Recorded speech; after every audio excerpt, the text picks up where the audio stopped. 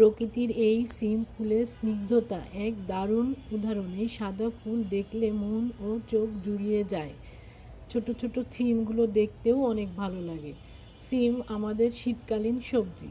সিম খেতেও সুস্বাদু এবং এর অনেক পুষ্টিগুণ আছে। সিমে আছে প্রোটিন, ফাইবার, ভিটামিন ও খনিজে ভরপুর একটি পুষ্টিকর সবজি, যা হৃদরোগ, ডায়াবেটিস প্রতিরোধে, ওজন কমাতে, হজম শক্তি বাড়াতে, ত্বক ও চুলের স্বাস্থ্যের উন্নতিতে সাহায্য করে। তবে এতে থাকা কিছু উপাদান বেশি পরিমাণে খেলে গ্যাস ও হজমের সমস্যা হতে পারে। তাই পরিমিত পরিমাণে সিম খেতে হবে। সিম রোগ প্রতিরোধ ক্ষমতা বাড়ায়, মেজাজ ভালো রাখে।